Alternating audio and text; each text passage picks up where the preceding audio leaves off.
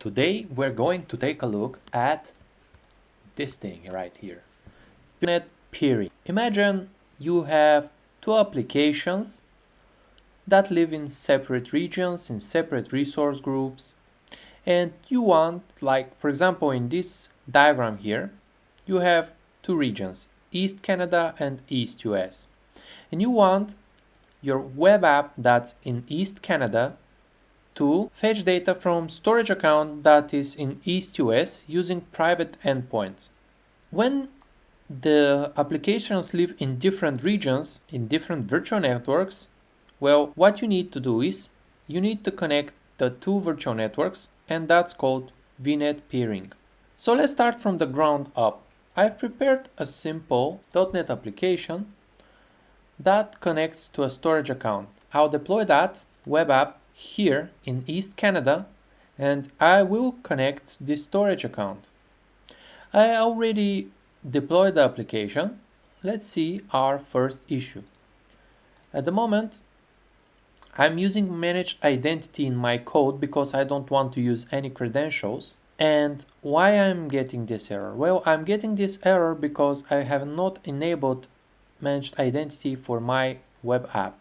To enable that, simply go to Settings, Identity, and enable System Assigned Managed Identity. This will fix our first problem. It might take some time, but if I refresh the page, you see another issue, which is related to role-based access control, because the web app currently does not have the required role to access the storage account. To do that, we'll go to the storage account, which is this one, and add our application, the role, which is storage blob data contributor. Okay, we choose that role, we go to members, and we find our web application, which is this one. Review and assign, and this will fix our next issue. We now were able to connect to the storage account. Now our web app can access our storage account. But now this is all happening via the public internet, and we don't want that. We want to use private endpoints. We want the whole connection, the whole interaction to happen privately within our virtual network. Now we need to create something called subnet. So subnet is like a subset of our virtual network where we have an amount of private IPs that we can use every time we assign resources in that subnet. So let's go back to the virtual network and let's go to subnets, add subnet, and since this subnet is going to be used for the private endpoints of our storage account, I'll name it sub let's see, the US East region, which I use USE. Then I will add private endpoints, so PEP for short, and the environment. This is a naming convention that I tend to use. We have 250 addresses available to us in this subnet, which is plenty. Let's create a subnet. And this subnet is going to be used only for private endpoints. Now, the next step is to create the actual private endpoint for the storage account.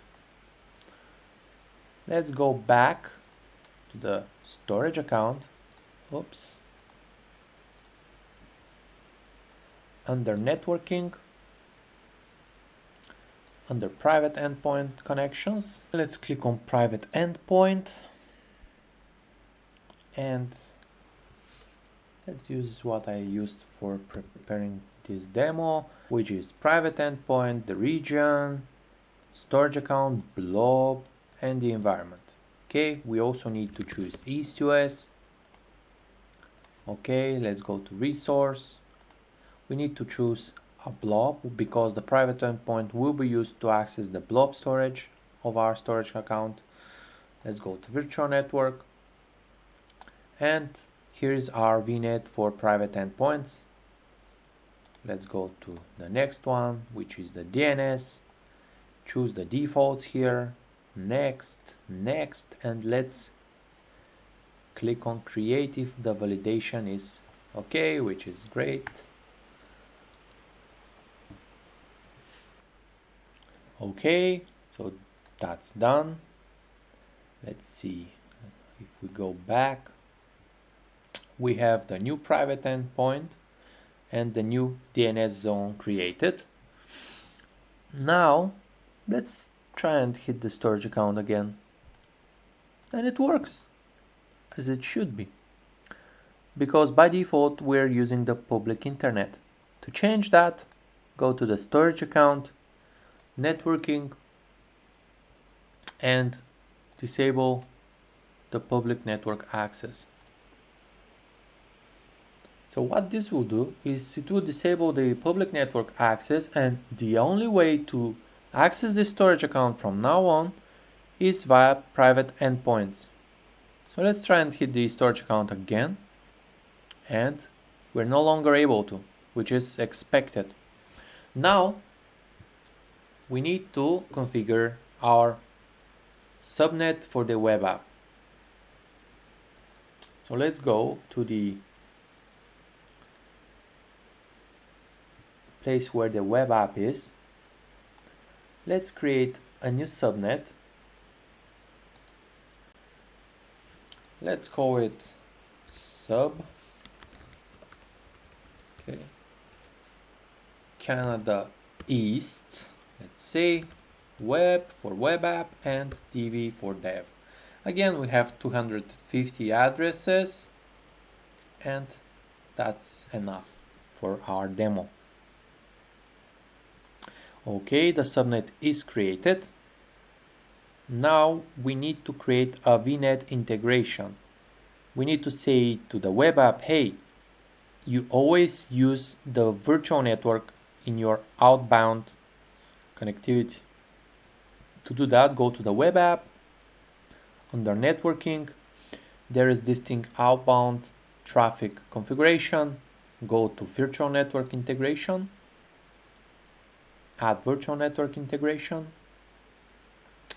Select our VNet and our subnet and click connect.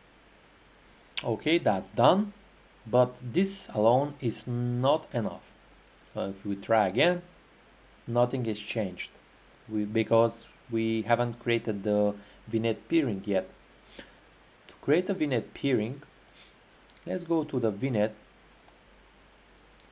and on peerings, click on add, and let's use the name that I used for the demo preparation. Okay, let's choose the virtual network, use this one, peering link. Okay, link, you see, let's use both of these and click add. Okay, but this is not enough, so let's try again, and something's still wrong. And what's wrong is that now you need to go to the DNS, which is inside here, and use these virtual network links. As you can see, it only works for this virtual network at the moment, so we need to add our other VNet. Let's use this. It can be a random name, but let's say K, Canada East, US East.